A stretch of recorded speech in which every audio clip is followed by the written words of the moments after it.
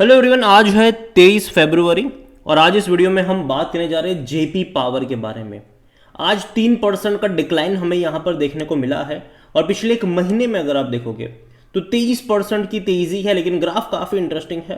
पहले 15 रुपये से लगातार भागा 23 रुपये पर ये गया, लेकिन उसके बाद देखो तो ये लगातार गिर रहा है। देखो बीच बीच में एक दिन ये तेजी दिखाता है, जैसे कि हमें एक दिन बीच में तेजी देखने को मिली, वापस 2 दिन गिर गया, अब वापस एक दिन तेजी देखने को मिली, आज फिर से यहाँ पर गिरावट देखने को मिल गई। अब देखते हैं कि मंडे को वापस से गिरावट की तरफ जाता भी है कि नहीं। और देखा जाए तो जेपी पावर में अगर आप देखोगे तो आज गिरावट तो है 3% की, लेकिन जेपी एसोसिएट में आज 5% का लोअर सर्किट ही लग गया। लेकिन इस वीडियो में स्पेसिफिकली हम बात करेंगे जेपी पावर के बारे में कि फंडामेंटली कंपनी कैसी है, भरोसा कर भी सकते हैं कि नहीं इसके ऊपर। देखिए वीडियो को शुरू करूँ उससे पहले अगर आपने अभी तक चैनल को सब्सक्राइब नहीं किया है तो प्लीज़ अभी इसे सब्सक्राइब कर लीजिए, क्योंकि आगे भी बहुत सारे वीडियोस हैं जो आपको काफ़ी ज़्यादा हेल्प करेंगे। तो 19 रुपये का शेयर है, गिरावट यहाँ पर ज़रूर है। आज एक महीने में हालांकि पैसा बनाया है, एक साल में खूब पैसा बनाया है। 188% की तेज़ी है। और आप देखो इससे पहले भी तेज़ी आई, गिरावट आई, तेज़ी आई, कंसोलिडेट किया, तेज़ी आई, कंसोलिडेट किया, बहुत बड़ी तेज़ी आई। और गिरावट, ये इतनी बड़ी गिरावट पहली बार आई है पिछले एक साल में। हालांकि 5 साल का ग्राफ देखोगे तो कई बार देखने को मिल चुकी है, इससे पहले भी देखो तो कई बार ये भागा है, गिरा है, भागा है, गिरा है, और लंबे समय का कंसोलिडेशन भी दिखाया है। इससे पहले अगर आप देखो तो 2021 नवंबर से जो तेज़ी आई थी वो 2022 जनवरी तक चली, पैसा डबल कर दिया था। लेकिन उसके बाद देखो तो लंबे समय का कंसोलिडेशन आया था, वो भी बड़ी गिरावट के साथ, फिर बड़े लंबे अरसे बाद भागना शुरू किया था इसने। तो यहाँ पर अभी अगर आप देखो तो लास्ट क्वार्टर के नंबर जब इसके अच्छे आए थे, इसने भागना शुरू करा, लेकिन उसके बाद अभी अगर आप देखो तो लगातार यहाँ पर करेक्शन जो है वो देखने को मिल रहा है। कंपनी में वॉल्यूम का भी बड़ा गेम चल रहा है। 2,80,00,000 से भी ज़्यादा के जो शेयर्स हैं वो आज हमें यहाँ पर ट्रेड होते नजर आए। इतना ही नहीं, अगर आप देखोगे तो according to Moneycontrol user 100% लोग कह रहे हैं खरीदारी करो, क्योंकि नंबर्स देखो अच्छे हैं पिछले 3 क्वार्टर के। हालांकि उससे पहले के खराब थे, लेकिन एक चीज़ यहाँ पर जो है नंबर्स को लेकर ही जो हम यहाँ पर बात भी करने वाले हैं कि जो नंबर्स है ना इनके, वो कुछ क्वार्टर में अच्छे आते हैं, कुछ क्वार्टर में मतलब ख़राब आते हैं। तो जो एक तरीके से कंसिस्टेंसी होनी चाहिए तो वो नहीं है यहाँ पर। अगर आप देखो तो डिविडेंड तो आप एक्सपेक्ट कर ही नहीं सकते कि ये आपको पे करेगा ये। और जहाँ तक वैल्यूएशन की बात करी जाए तो 35 का पी है ये। तो पहली चीज़ तो ये कि ये सस्ता भी नहीं है, सेक्टर पे 31 का है।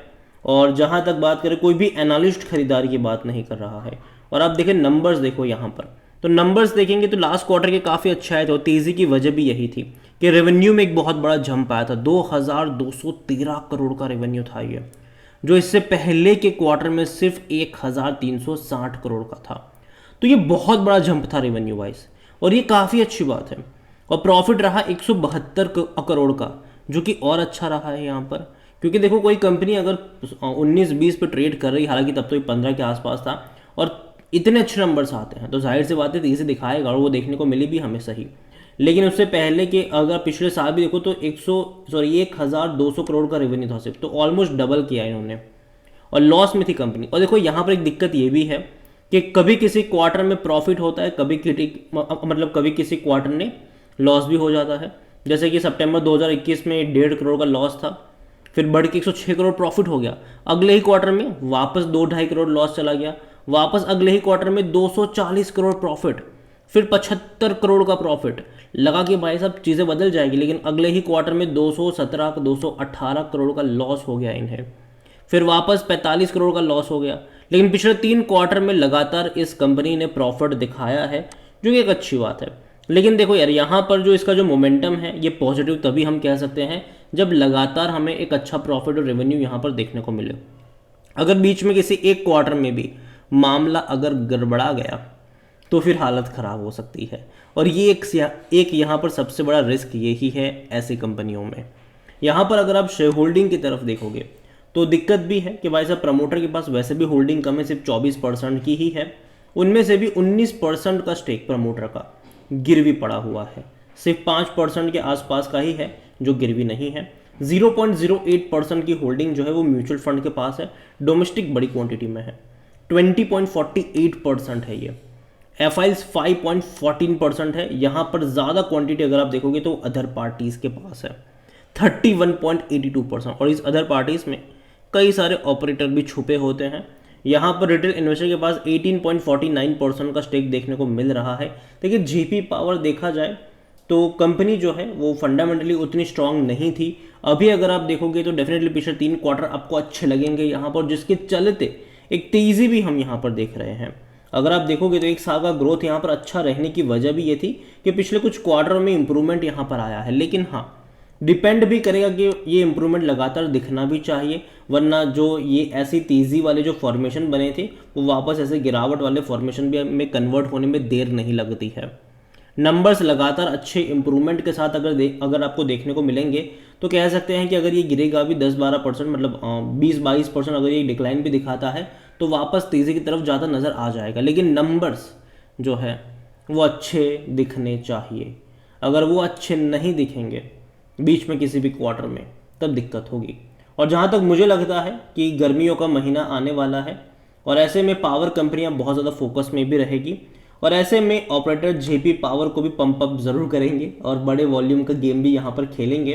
तो तेज़ी गिरावट का खेल यहाँ पर चलता रहेगा। अगर आपने ऑलरेडी खरीदारी करी, आप नुकसान में है, तो मेरे हिसाब से आपको बने रहना चाहिए, तेज़ी का वेट यहाँ पर करना चाहिए।